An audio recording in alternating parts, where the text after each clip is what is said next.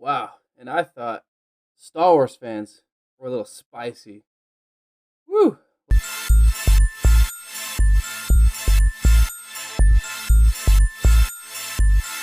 What's up, YouTube? Duncan Scott here. And today we're going to be talking about some news in the movie and TV show business. Actually, particularly just in the TV show business. We have a couple news updates, and then we'll talk about a really, really badass TV show that I'll be reviewing today. So again, Duncan Scott with All About Film, bringing you news updates, and just diving right into it. We got some updates regarding little old TV show on CW or Warner Brothers, Batwoman. Um, Not a whole lot to say. I'm not gonna spend a whole lot of time regarding this news update. I'm not really gonna dive into the politics behind the show. I really don't want to have that discussion. Um, I think there's a lot of people divided regarding this show and how it's being operated. But I think it's kind of interesting that Warner Brothers is really standing behind their product and what has been announced. It looks like there's a couple YouTubers expressing their frustration because Warner Brothers has copyrighted parts of their film that they are reviewing. So whether if you're using a trailer, I'm just going to be posting some pictures, but supposedly if you're using one of the uh, trailers for Batwoman, Warner Brothers is coming after that as a copyright. So just a heads up there.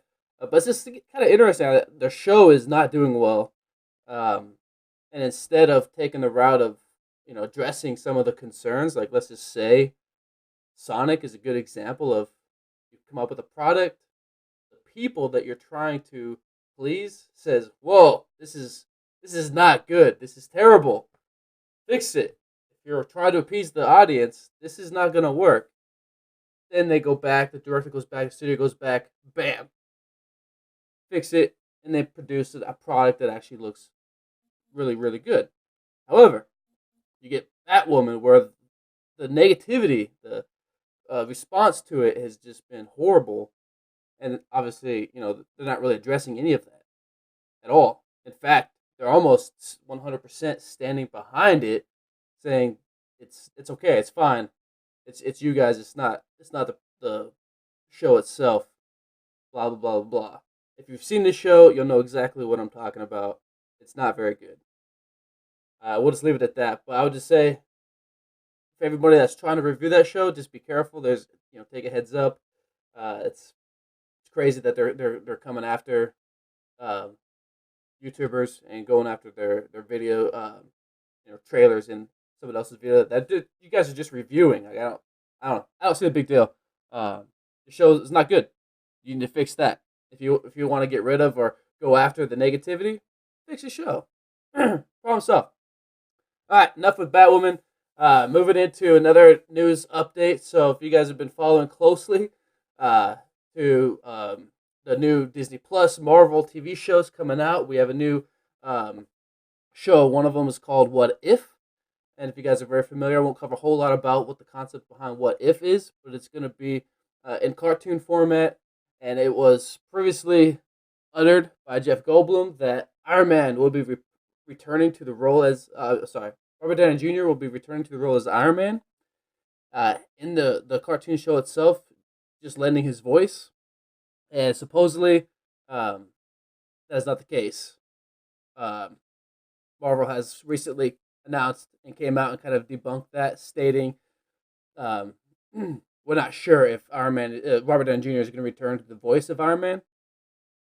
Hasn't really been confirmed yet, and I could easily see that it won't be Robert Downey Jr. Not saying that he's completely beneath doing like a TV show. It just kind of depends on the role, but I think Robert Downey Jr. is in a place where he's just kind of I don't think he's jumping on every single bit to return to Iron Man.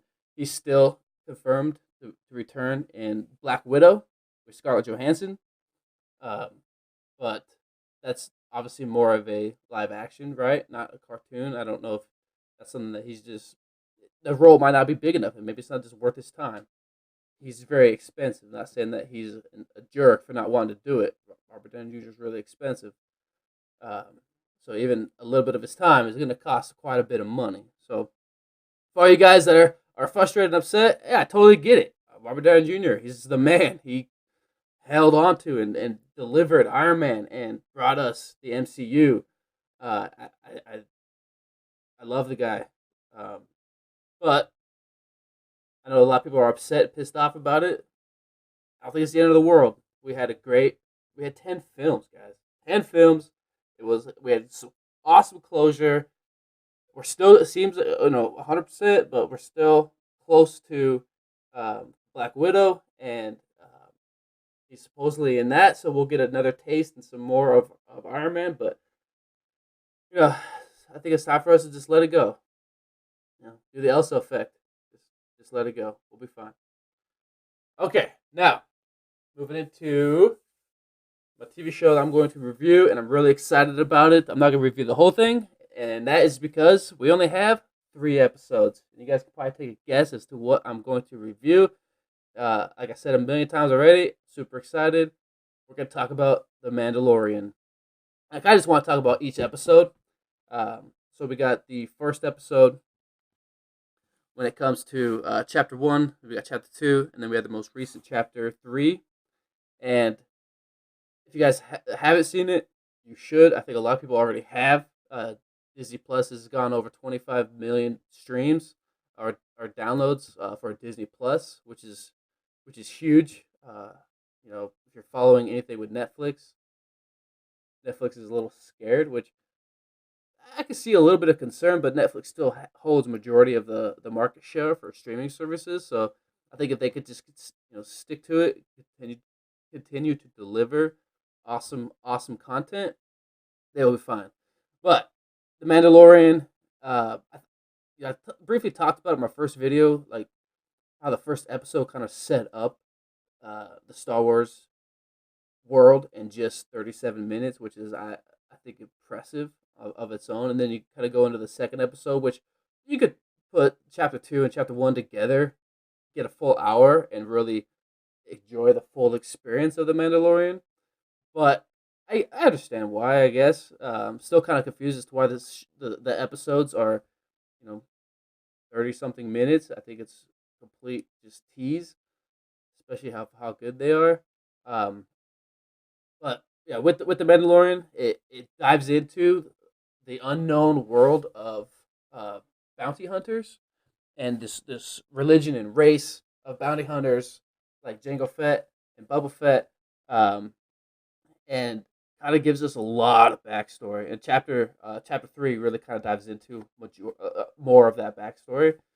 Um, the first 2 chapters are really character pieces. It's kind of just setting up the world, setting up the Mandalorian. It kind of puts us in a situation where we're thinking as an audience, what direction are they going to go? Are they going to go the route of mercenary? Is he just completely ruthless? Are we going to go the route of the anti-hero? Because Baby Yoda and some of the abilities that Baby Yoda has, it's fantastic. And we get to really see the kind of direction that they're going with this, especially in chapter 3, where he kind of turns. He goes back and he gives us, the Yoda gets captured. He goes back and he actually puts everything at risk. His whole organization, his whole culture, his whole religion, puts it all at risk to save little Baby Yoda. And for why? Right? He's a mercenary. He's a bounty hunter. He captures people for hire, for money. That's all he's driven to. The whole next job. What's the next job? And something is pulling at his heart. Something is kind of bringing him to be a decent human being. And I think that's the awesomeness about the show. It's taken a direction that I think we all were kind of hoping it would take, and it's going that way. And we'll kind of see with chapter 4. But I just really like how they're setting up the characters. The production value is on point. It's amazing. It's up there with the great TV shows, at least in my opinion. Daredevil, Punisher. Those shows are realistic. They're gritty. They're awesome. High production value. Um, and they're not giving us they're not giving us everything. They're obviously wanting to spread this out over the next. We have 5 more episodes, but I think they're just this show's not going to give us everything we want, and we need as audience need to understand that that's going to happen, and I'm okay with that if they deliver on the things that the fans truly want. We don't need to go Last Jedi and completely restructure everything. So there you guys have it. The first couple chapters for The Mandalorian are incredible.